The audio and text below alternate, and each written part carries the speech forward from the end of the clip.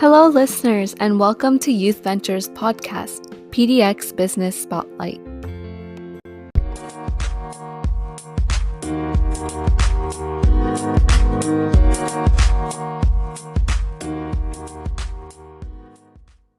Hello, everyone, and welcome back to this episode of Season 3 of PDX Business Spotlight.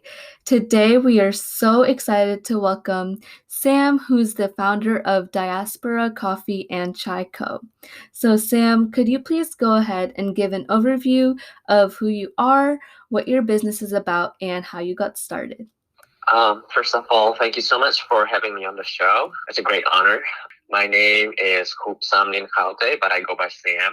And I am from Manipur in India. I moved to the United States in 2013. And my business is pretty much a result of my experience as an immigrant into the United States.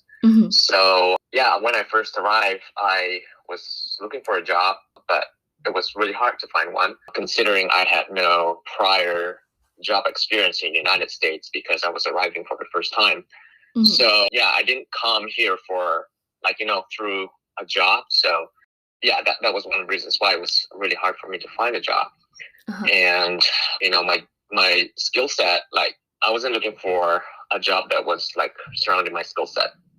So I couldn't find a job, and I finally landed a job at a food service industry, or a customer service industry, which is at a coffee shop, which was not even on my list of where I want to work, because I did not want to work in a service industry because I was really nervous and scared to be facing customers every day and talking to people. So I got into coffee, and that's pretty much how I landed where I am now. Wow, that is so cool. I love how you found a job that you particularly didn't like, but through that job, you found your passion, I guess, and you were able to start your own business and become successful. That is so cool. Thank you, Gary. And also, Sam, who or what inspired you to start your business? I think I would say my personal experience as an immigrant. My first job was a job that I found through a friend's connection. My wife's friend, who was working at a coffee shop, who was teaching part-time and working at a coffee shop part-time. And she was going full-time teaching. And she was like, hey, why don't you come? At this point, I was looking for a job for over 6 months and applying to hundreds of jobs with no callbacks or not a single interviews. And it was the most tangible job, the most tangible thing in a long time. So I guess I'm going and meeting the owner. So she was like, why don't you come and meet the owner? I'll introduce you, because I'm going teaching full time and I'm quitting my job. So I went, and I was very nervous, and I met the owner, and he was really understanding and very kind. And he was like, I know what you're going through, because he had gone through the same problem. He immigrated to the United States as a refugee from Iran back in the 70s. So he now has a coffee shop and a more coffee shop, convenience store, everything. So he said, why don't you come tomorrow and we'll see. And the next day was my first day. And then that was the first time I was introduced to coffee in general. All I knew about coffee at that point was instant coffee.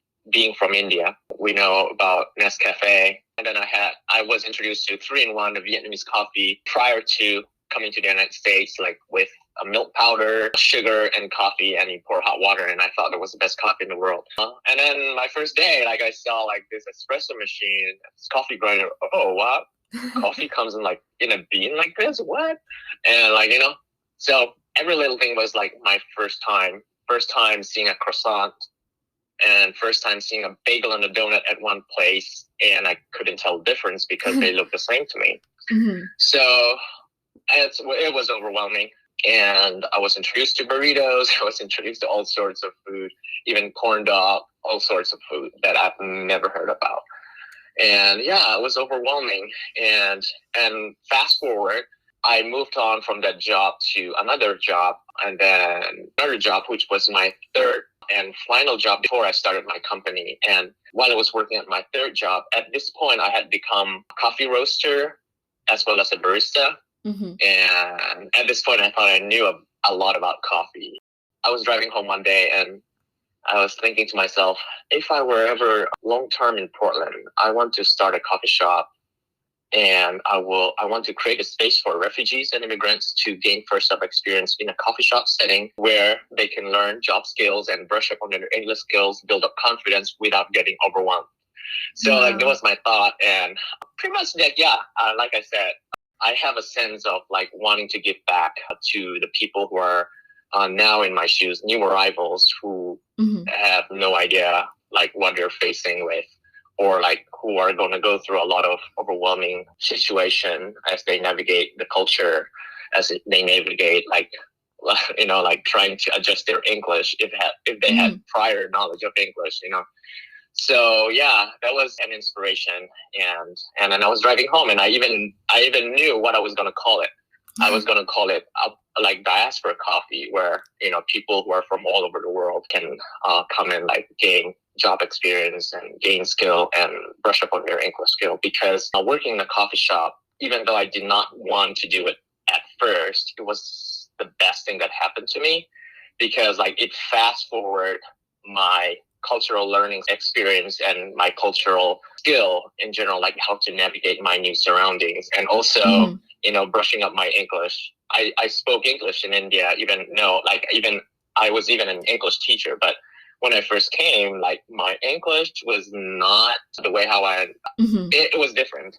So I had to like kind of stop talking for a while and listen and like readjust my English. And so like I was very culturally inappropriate in the sense that colloquially different English, I have gone through a lot during my like years of experience as a barista and learning, meeting all sorts of people.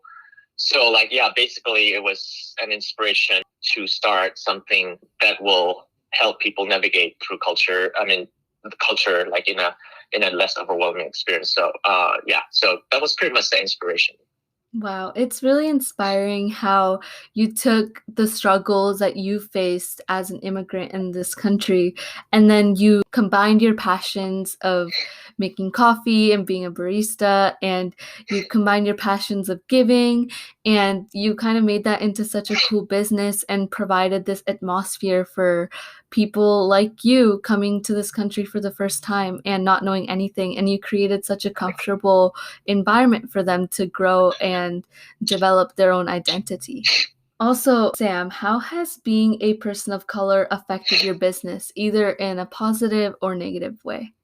We live in Portland, and Portland is so saturated by coffee. And as a person of color, I don't have a lot of credentials as per like coffee. When it comes to coffee, I still feel less than like the big players in coffee in Portland. And then I feel like there's a little more trust when it comes to like coffee, if it is a hip coffee shop with like a cool barista working, and I feel like I'm not cool enough to be like serving like coffee. I mean, I think that's probably personal as a non-white person, and being from a third world country, growing up there and seeing all Hollywood movies, and like, I don't know, like how you were brought up and taught in school and everything, like you kind of look up to somebody who is different from you, and then I think that complex is still with you, and it's kind of hard for me to overcome that barrier. I have come a long way since I arrived here. Like when I first arrived in Portland, from the airport to like driving. I mean, my wife picked me up from the airport. My wife is from here in Portland, and then we got married, but it took me a while to be able to come here. So like, and then when I was able to finally come, she came and picked me up at the airport, and we're driving home, and I saw like homeless people and on the street, and he was white, and it was like, that guy is white and is homeless, and how am I supposed to find a job here? even if you can't find a job. So like, that is how much I looked up to like Americans and white people in general. And like, so I kind of still feel that even in business, I kind of feel not as confident as I should be. And I think that's my biggest like hurdle. And I've grown a lot. I have grown a lot, but I think I still have a long way to go. I think I'll say that. Yeah. It's really cool how you have like improved so much since you came here. And I feel like when you're the owner of a business, I feel like you're just constantly like finding ways to improve. So that is like such a cool like improvement that I feel like you're going with. And I love how you like recognize that there is like something in you that needs improving and you're like continuing to work on that. Thank you.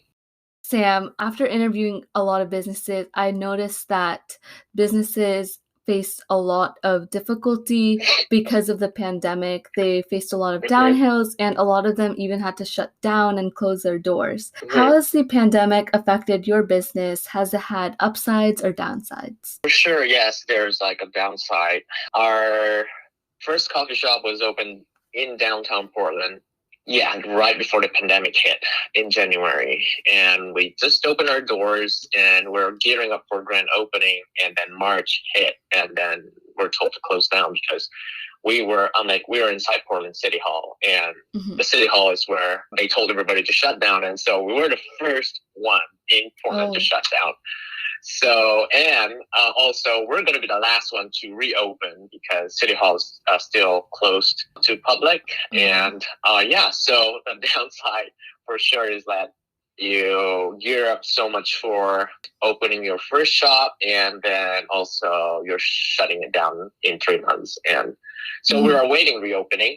But upside is that like in the meantime, we are able to do other things like improving on our products as well as pursuing our ultimate dream, I would say, which is, when I first started the company, it was a dream to have a space, a training place for refugees and immigrants to gain first job experience and job skill and English training in a real world setting, which is in a coffee shop. Like our first coffee shop was in a kiosk inside Portland City Hall. So we cannot really have a training space there. But like we're supposed to eventually have a space for training.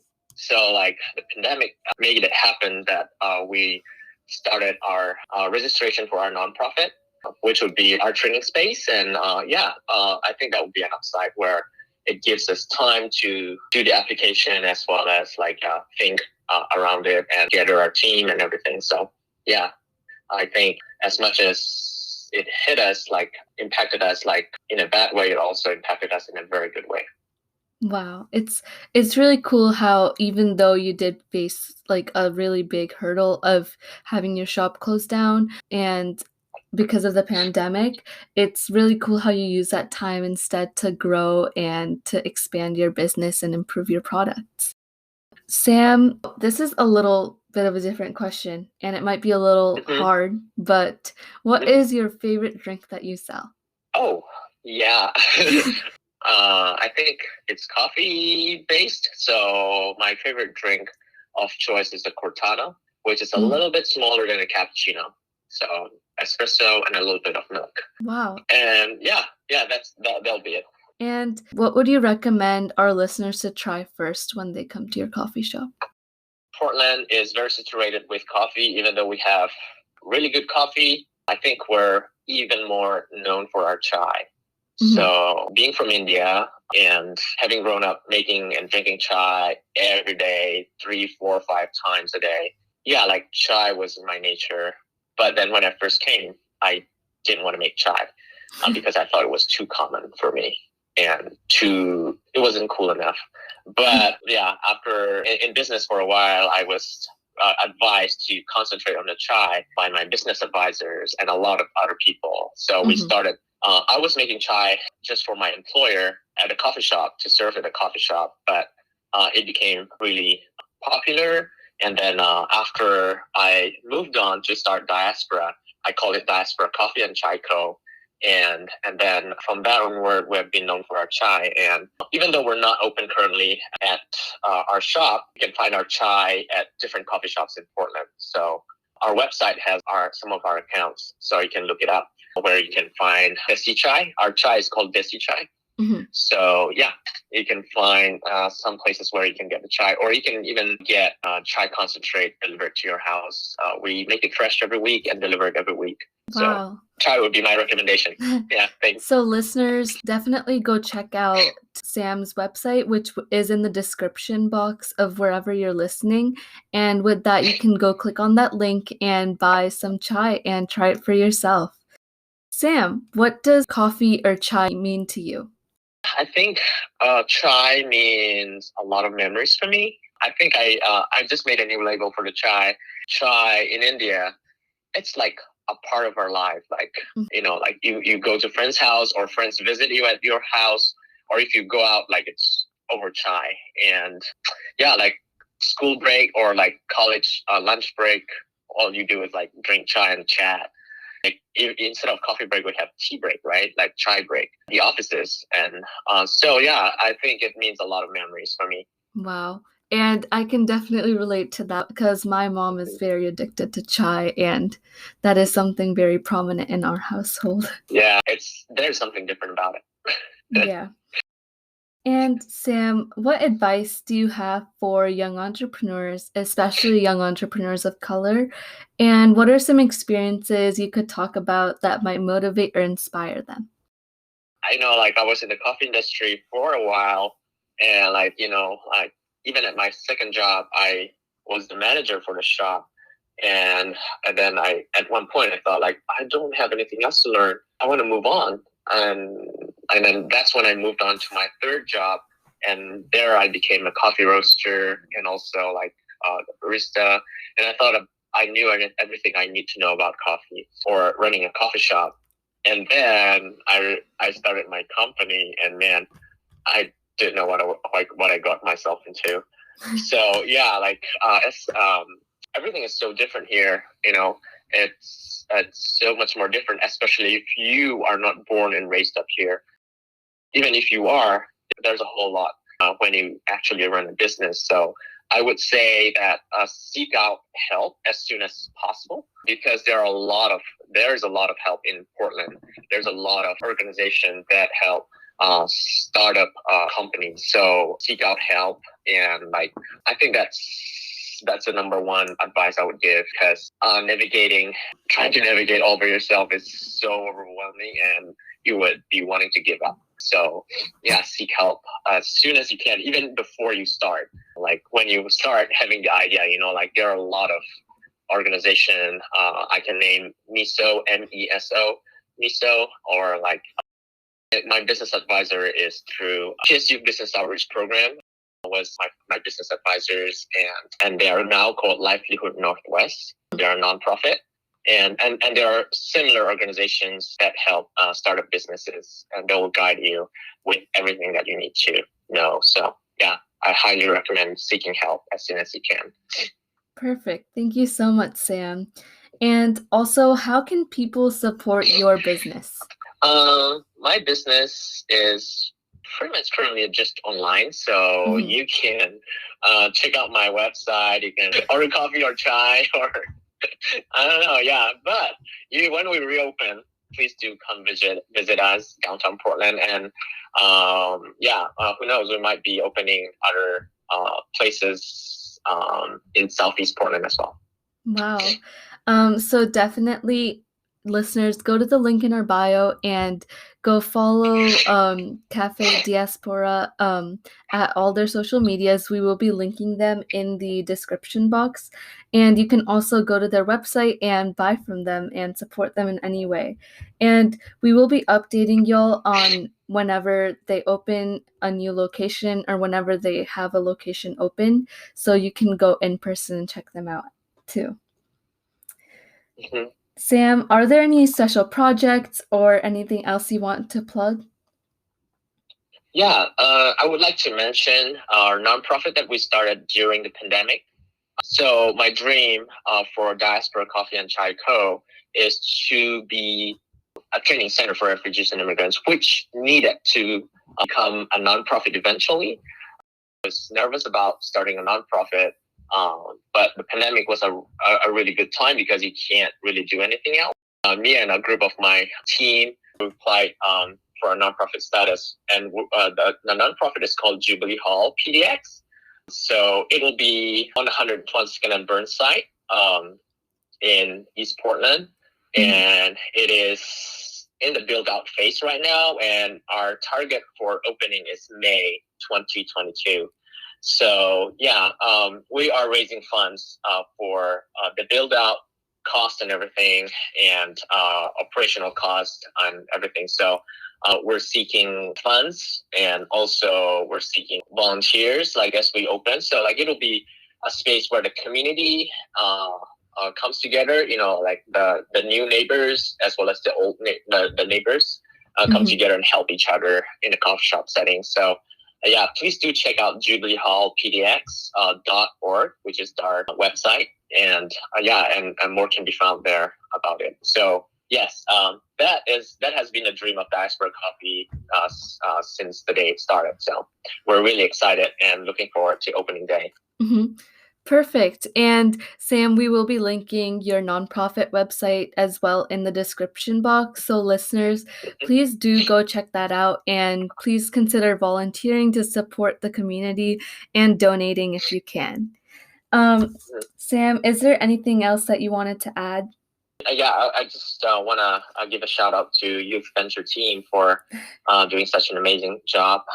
And also, I really, really thank you guys for having us on board.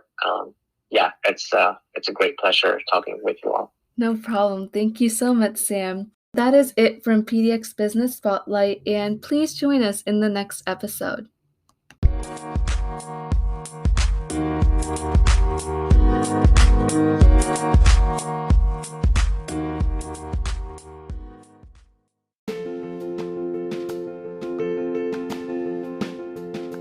Thank you for listening to PDX Business Spotlight by Youth Venture, and we hope to see you in the next episode.